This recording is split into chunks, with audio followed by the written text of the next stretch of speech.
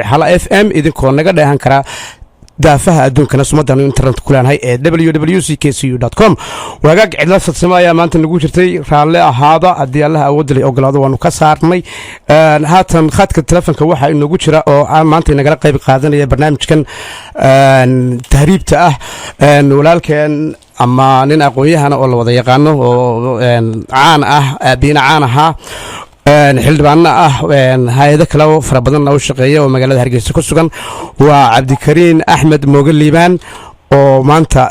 nagala qayb qaadanaya dhibaatada iyo murugada ku dhacday ubadkeennii iyo dadkeennii Soomaaliyeed ee ku madhay badda ama xeebta u dhaxaysa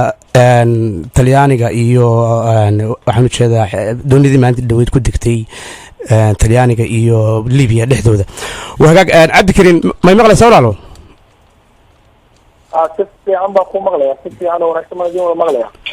cabdikariin kusoo dhawo marka hore walaalo CKCU iyo magaaladan Ottawa kulleeto markii kugu horeysay kugu soo casuuno aad iyo aad baanu kaaga mahadnaqnaa sida milgaha iyo sharafta leh iyo karaamada leh ee aad nooga aqbashay inaad mogtay nala wadaagto shucuurtaada goonida ah inaad mogtay maanta halkan mogtay adiguna ku soo bandhigto marka hore Ottawa iyo nawaaxigeeda iyo reer Canada oo dhan way ku salaamayaan waxaan ku leeyahay ku soo dhawo CKCU aniguna dadkayga aad u fogay tawajjoogaad iyo baan salaamaya salaan qaaliyo dalkii hooyay Soomaaliland ka tabaan dhamaan salaamaya aad iyo aad baan anaguna ku leenahay waan kaaga mahadnaqnaa ku soo dhawo waan ku leenahay mar labaad waan ku salaamanaa Cabdikariinow mashaakilka maalintii dhaweyd dhacay ummadda Soomaaliyeed ku habsaday ma aha tii ugu horeysay oo ugu ma ahayn laakiin cadadka inta leeg ee mar qura mogtay naftoodii ku waayay xeebahaasi ee waliba dadkii daayarta ahaaya kacaankii u bixi wadanka u soo kacay ahaaya badankoodu waxay ahaayeen dhalinyaro iyo dad yar yar oo mogtay haddii Allah u idmayo mustaqbalkooda iyo future-kooda imigu la jaan qaadi lahaa sidee bal aragtidaada mogtay adiga oo muujinaya anagoo ka murugaysan oo ka tacsiideynana dhammaanba ummadda Soomaaliyeed meel kastoo ay joogto dareenkaygu wuxuu la mid yahay dadka Soomaaliyeed ee wanaagsan runtii dhacdada aad uga damqaday waxaynu la dareenahay inuu qalbiyadeennu la ooyay hooyooyinka aad ku ooyay ee waayigtii ay jeclaayeen waddanka Soomaaliland ama dhulkaas Soomaaliga laga hadlana waxa la waayay adiguba u sheegtay ubaxii mustaqbalkii quruxdii ummaddan ay lahayd baa la waayay waayo marka dhalinyaro kalada leeg ay kaa dhintaan qaar kaloo badanna hore u dhinteen qaar kalena jidka ay sii hayaan waxay noqonaysaa inaad aada u murugooto waxay noqonaysaa inaad aada u fiiraayooto runtiina waxa weeye arrintan waa aafo waa mushkilad weyn oo ina soo wajahday waa mushkilad runtii aan hore loo arag marka runtii dareenkayga taabatay waxaana la dareenahaa uun dadkii faraha badnaa ee Soomaaliyeed ee dhacdada ka ooyay ee ka murugooday runtii ciilka ooyinta iyo tiraayada ciilka ka weyna ku dhacay lahaa wallahi malaa waa haddii wax wanaagsan laga qaban lahaa dhulka ama halkan ay ka soo jeedaan dadka dhintay runtii malaa way ka badbaadi lahayn dhimashada lahaa waana u taxadeynaya runtii qoysaskii waa ay jeclaayeen waxaan sidoo kale ilaahay uga baryayaa in iyagana kuwaa dhintay naxariistiisano ilaahay dembigoodana alla dhaafo amiin sida ogaalkaya ah Cabdikariinow badankoodu waxa ay ka tageen Somaliland aan raad waliba gaar ahaan magaalada Hargeysa iyo Burco ay u badnaayeen sida igu maqaalka ah waxa malaha tacsiil loogu dhigay tacsiil wadareed loogu dhigay magaalada Hargeysa adigu ku sugan tahay kulleeto eheladii iyo qaraabadii iyo intii ay ka baxeen waad dhex joogtay jawigu nooceeb u ahaa bal ka waran maalmahan ugu dambeysay marka dadka mogtay dadka tirada inta leeg leh ay ka baxeen mogtay waliba de xaafadihii ay ka baxeen iyo inta badan aad ku sugan tahay ba eriyadii adigu mogtay de la wadaagto si toos ah aad la wadaagto murugada wallahi dareenku wuxuu ahaa dee lagu sawiro uun berigii hore dee markaad xaafadaad degan tahay qof ka dhinto qoyskaasaa loo tegi jiray inta xaafadaad joogtaa tiraayo jirtay oo tacsida geen jirtay laakiin waxaad balaegtaa dal dhan oo gobol kasta degmad kasta xaafad kasta oohintu ay gaadhay oo ugu yaraan qof ama laba ay ka dhinteen runtii wuxuu ahaa dee dareen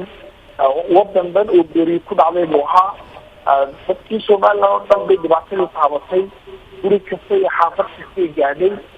waxay markaa ka dhignayd oo kale dalkii geeri ka dhacday Soomaaliland oo geeri ka dhacday ka dhignayd dareenka intaasuu qiimaha ilaa halkaasuu gaadhay markaa dadkana haddana dadkii laga dhintay iyo dhalinyaradii walaaladood iyo saaxiibadu ay dhinteen adnagan ay joogaan kasto iyaduna dareen kale ayay runtii lahayd marka laakiin haddana iyadoo saa tahay dhalinyaradu way ku mahadsanayeen inay soo abaabulaan kulanka noocaas oo kala dhalinyaradu ahayd ee jaamacadda dhimatay si dareenka ay la dhinteen dadka ay u gaarsiiyaan waa hagaag cabdikariinow ka dowlad ahaan siday u aragtay mase ka hadashay mase isku dayday inay mogtahay haddii allahu idmayo dadkii dadku ka baxeen inay si toosa u tacseedayso oo ay u tagaan oo mogtahay ay soo booqdaan oo ay la wadaagaan murugada mogtahay ku habsatay su-aasha ambaad weydiisay waxna runtiina article baa ka qoray dowladdu way hadashay laakiin xilligii habboonaa may hadal waxaana moodaaba halkan Afrika ama Somaliland ama dowladahan dee ka jira qaybaha wadamada kale afka Soomaaliga laga hadlo inaanay dowladuhu ahayn dadka inaanay la dareenahayn oo markay dhibaatadu dhacdo saacado gudahood inaanay ka jawaabin marka waqti bay qaadatay xukuumadda keeni ugu horreeyay wuxuu soo baxay 48 saacadood kadib markii masiibadu ay dhacday runtii laakiin waxay ahayd xilliga ay dhacday inay isla markay dhacday hadlaan oo markaasi wax ka badan kamaanaan maqal political statement xukuumadda iyo xataa qarankaba midka meesha taalina runtii dib aad u weyn Soomaaliland gaadhay bay ahayd markii dambe ka hadleen xalalka ay soo jeediyeen anigu kulli intuu ma arkin xalal waaritaan leh oo mushkilada weyn aafada qarana wax ka qabanaya saddex arrimood ay ku celceliyeen in la samayn doono ciidamo la dagaalamo tahriibta in la furay dhalinyaradii siyaasadda loo furay iyo in la isugu iman doono tala qaran marka saddex arrimood ma kabeedsana mushkilada haysata 2,450,000 oo qof oo dhalinyaro iyo xalal xalina maaha waxay soo jeedeen maaha wax xalinaya mushaakilaadka haysta dhalinyarada jumhuuriyadda Somaliland marka xogaa gaadisa waan tirtanaynay waxaan soo ka filaynaa xukuumaddeedu inay intaa ka yara fircoonaato oo xawaariheeda iyo socodka ku dhaqaaqaysa inta ka badnaado in markaasi mushaakilaadka taagan marka ay tahay ay habboon tahay ay tahay wax laga qabto wax looga qabto waa hagaag su-aaltaa la xidhiidha laftigeeda oo xagga xukuumadda ku aadan haddii aan wax kaa weydiiyo cabdikariinow masiibada dhacday kolleyto ma aha tii ugu horreysay imigunbay laakiinse dee ku baraarugeen dee dad tira intaa leega oo mogtay dhalinyara oo mogtay maalin gudaheed mogtay badda ku leeday horena waa loogu soo jeediyey oo inay ka hadlaan oo mogtahay wax ay u sameeyaan mogtahay sidii looga hortagi lahaa da'yartaasi badda ku mogtay dhimanaysa ee tahriibaysa imiga wax qarsho oo ballanqaada oo ma jirta xagga xukuumadda ah oo dhalinyarta ay ka wacyigelinayaan oo mogtahay ay doonayaan inay waxqabad mogtahay ama hadday tahay aynay shaqooyin u abuuri karin inay u abuuraan goobo ay ku kulmaan ama sports ay ku ciyaaraan ama mogtahay wuxuun qorshe waxay bayaamiyeen ma jirta imiga marka laga yimaado saddex arrimoodan hore kuugu soo sheegay xukuumadda haddaan idbrimus waaga beriyo aan ilaa iman qorshe dhamaystiran xukuumadda maalmihii tegay dhawaaqa ka soo baxaya wuxuu ku aadan yahay keliya inay ku faanayaan wixii ay hore u qabteen oo ay ugu weyn tahay inay dabarka ku xidhnaa dhalinyarada inay siyaasadda galaan inay qaadeen inay sameynayaan ciidamo la dagaalama tahriibta iyo in tala qaran la isugu imanayo arrimaha anigu aan duray markii shirkaa hore aan ka hadlayna waxay ahaayeen 5 sannadood oo xukuumaddu xil haysay in shaqa la qabtay waayo aafadani aan ka qaran lahay dhibaatada Somaliland yaalana kuwa ugu waaweyn bay ka mid tahay dhibaato 5 sano ilaa 5 sano sugaysa maaha in xaqiiqda la baadin doono marka haddii ay sugeen waa ay tagtay waxaan maanta ku baaqi lahaa anigu xukuumadda inay degdegto oo saacadaha soo socda maalmaha soo socda ummadda ay soo hordhigto qorshayaal cadcad oo ay leedahay wax laga qaban karaa aafada tahriibta sidoo kalena kuwa asxaabta qaranka sheeganaya waa inay iyaguna soo bandhigaan barnaamijyadooda ku aadan siday tahriibta wax uga qaban doonaan iyo talooyin waxay usoo jeedeen xukuumadda maanta xilka haysa in mas-uuliyadda koowaad saaran tahay laakiin imaka intaan ogahay xukuumaddu wax ka badan 3 arrimood ama 3 soo jiimo arrimood soo jeediyeen wax ka badan weli kamaan maqlaan beriya saaqada hadii sheegayna mooyaan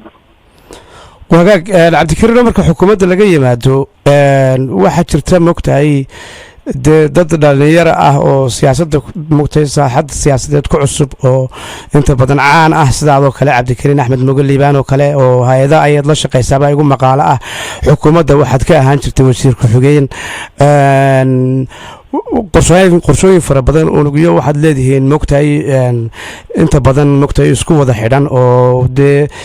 daayarta saaxadda siyaasadda kusoo biirtay ka mid ah mustaqbalkana higsanaya inay mogtahay waddanka wax ka qabtaan idinka laftigiinu ma istirahdeen intaad mogtahay isku tagtaan ood is ururisaan inaad mogtahay dhalinyarta dhex gashaan ood waxyaalo fara badan mogtahay bal aad mogtahay ka bogsiisaan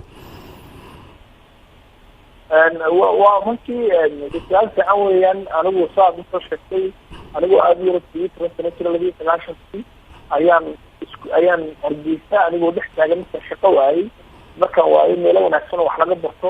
anigii walaaladayda kala hadlaysay lasinay aanu dadaalay oonu shaqana abuuranay shaqana u abuurnay dhalinyaro kale maalintaa ilaa iyo maalintaas waxba gelayna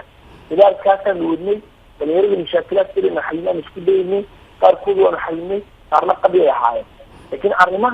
arrimaha waaweyn ay tahay oo wax laga qabto arrimo ururo iyo hay-ada ay wax ka qaban karaan maaha waa arrimo u baahan tala qaran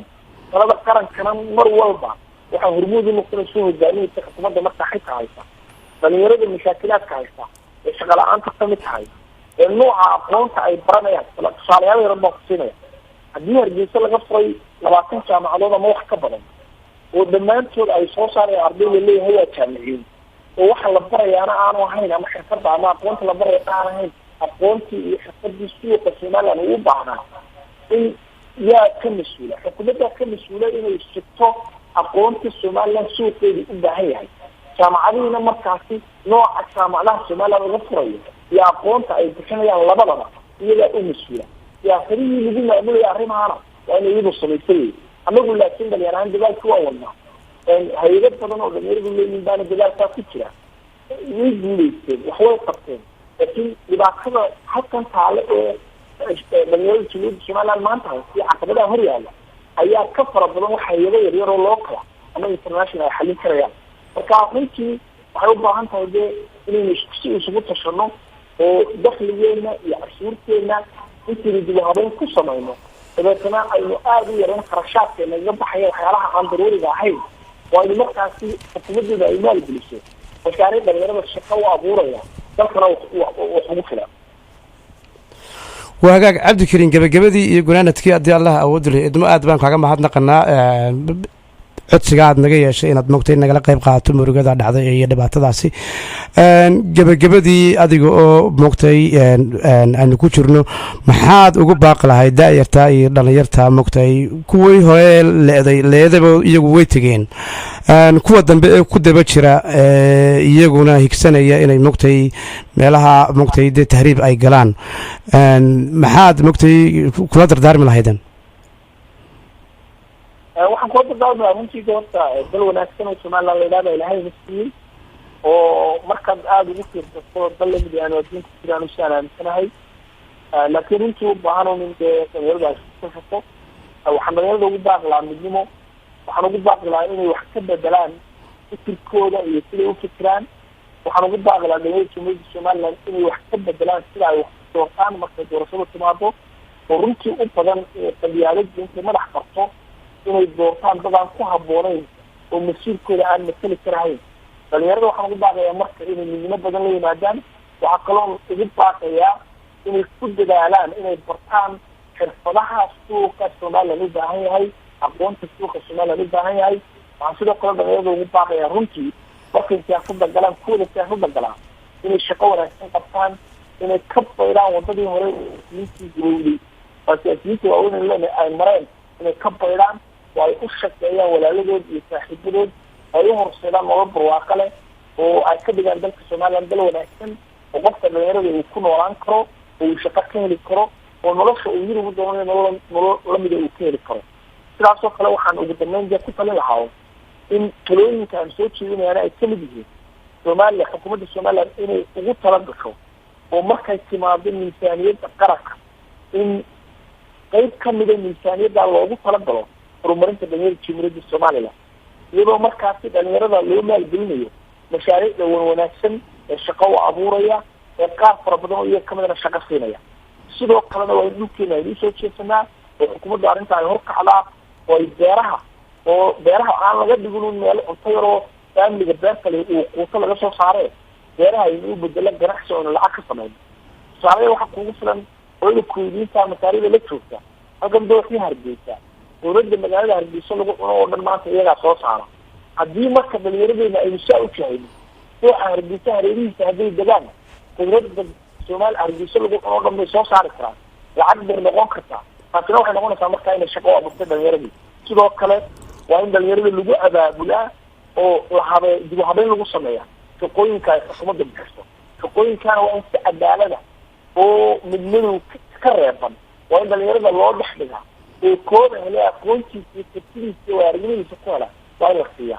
sidoo kale xoolaheena waa inay dib ku sameynaa xoolaha aynu ka dhignaa markaasi xoolo animal farm inta lagu dhaqo caanahooda iyo subagooda iyo haragooda iyo cagtooda aynu ka sameyn karno markaasi qofkana lacag ka sameyn karo uu ganacsi ku geli karo oo shaqo ku abuuran karo walaalihiisa kalena shaqo u abuuri karo sidoo kale maadaama aan la hadlayo dadkii joogay dibadda ee qurbaha joogay khayrka lahaa dalka Soomaaliya soo dhigay lacagta xawaaladaha ay soo dhigayaan adduunka inay u bedelaan saamiyadooda inay u maalgeliyaan lacag yar oo kuusanta u soo diraan inay u maalgeliyaan walaalkooda yar ama walaashooda yar Hargeysa joogta ama Burcadka ama Berbera ama Buurama ama Laascaanood mashruuc yar ama dukaan yar oo shaqo u abuuraya dadkaan ulayska ka dul qaadaya halkan anaga wax noo noqonayo markaas dukaankaasi dib u furo waqtiga uu ku maarmi doona dhalinyaro kalena uu shaqaaleyn doona marka waxaan isleeyahay inaynu galadigu habeyn fara badan baynu u baahanahay oo siyaasadaheena iyo institutionskeedaba aynu dib u habayno qarashaadkeena aad u xadidno oo aynu qarashaadka naga baxaya ku taayno marka laga yimaado mushaharka shaqaalaha qaranka u shaqeynaya ciidamada kala fidka mashaariic wax oola oo dalkan iyo dadkan wax taraya gaar ahaan shaqo abuuraya dhalinyarada وهاجاك آدي بنك حاجة محمد قيا عبد الكريم وقت جا قال جا نصيصي هدي الله أود اللي يقول هذا ما نكون دونه مقتي ورئيسي ده أنا وجوريين وقاعد دونه هدي الله أود اللي يدمه واحد نسكت دونه تطبيقات الصوص هدي الله يدمه إن مقتي مع نصيصه مقتي تفاصيل كله داير هذا هدي واحد كم يتهيأ قوي هنا ده يدقن مجرد هرجيسة أما سومالي لان إسلام كان مقتي سياسة دكوا عصب آدي بنك حاجة محمد قيا عبد الكريم أنا ونسيلو كلاجي بنجيكم مع مقيا تسجيل كوبت كنا جنا عادي أنا سلامي آديات السلام عليكم ورحمة الله وبركاته كسوحة عبد الكريم أحمد موجل ليبان ونقرأ قيب قادني برنامج تهريبك وهجاج وحنا كحنا وحنا معنا يا وقت جاي وجب عدي الله ودريد مو حقت كتلفك يدنا الناس وجلسي وكنت بترتي سهر هلجن أو يدنا هرجيس كوسجن دون السيني مكتي دليرتا بدأ كل هذا إني مكتي كتعسية ذيسو لودي قرابة دودي لما أمد الصومالية ميل كستوي شجان هذي تاي جيبوتي هذي تاي صومالي هذي تاي سوماليلاند هذي تاي بوتلاند ummadda Soomaaliyeed isku wada mid bay ahaayeen dad dhalinyaro oo ku wada intimeeshay kamid ahaayeen wagaag barnaamijkan ku guda jirnaa saaxiibka Cawaalan dhinacaygu fadhiya Cawaal adiga laftigaagu bal tahriibta iyo tacsadaas mugtay ummadda maxaad ka oran lahayd saaxiib bismillaahir rahmaanir rahiim horta waan wala salaamay ummadda reer Ottawa ummadda reer Djibouti reer Soomaaliya Somaliland meel kasta la joogaba waan wala salaamay waxa weeye tacsida diinaashada leh aad u adag ee hooyooyinka iyo mataqaanay waalidiinta aad u dhibaataysay waxa way aad baan uga xunnahay dhalinyarta aduu ilaahay lahaa insha Allah waxa uu muhiim wixii dhacay laakiin kuwa dambe insha Allah in la dadaalo ay dawladuhu ay mataqaanay ay dhinac iswala qabsadaan ay yani dhalinyarta wax u agaajiyaan ay si ay kuwan yani ka daba shaqaysanaya horta ay uga qabtaan marka insha Allah waxa la horto wala salaamay waxaan kaga baxayaa waxaan leeyahay ilaahay mataqaanay iyagana wala naxariisto jannadii mataqaanay geeyo waalidiintana ilaahay samir iyo iimaan annaga wala siiyo leesh waa ciyaalkeennii waa dadkeennii waa ummadeennii markaa de waxa weeye annagana wayna wala taabatay marka cid ay maanta waxan ay deynaysa ma jiro marka waxa weeye ilaahay waxaan ilaahay ka baryayaa inuu ilaahay naga dhigo kuwii de gacmaha isqabsado waxaan ka dadaala cawaala laftiga sida igu maqaalaha faamiliyo aad taqaanay baa ku jiray oo aad mogtay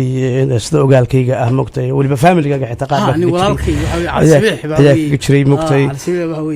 waan badannahay horta mogtay aad iyo aad marka maasha allah waxa weeye aabbahay ciyaal badan uu dhalay marka yar kaa dhintay anu xitaa maba arag weji sawirkii waxaan ka arkan xitaa internetka walaashaaba dhashay walaalkii baa dhalay dadka ku mogtay wixii iskool loo diray marka halkaas uu de waxa way wada ogtay anu qaar ciyaal kuwaas wada dhalinyartu way wada jeedanaysaa way wada walaashan marka waxa leeyahay waxa way wayna wala taabatay waa masiibo mogtay qaran oo ummadda ku dhacday kullu nafsu daa'iqatul mawt waagaag cidii telefoon khadka telefoonka ayaynu geli doonaa hadii allah awood leh waa dhageystana soo wacay baan malaynayaa halo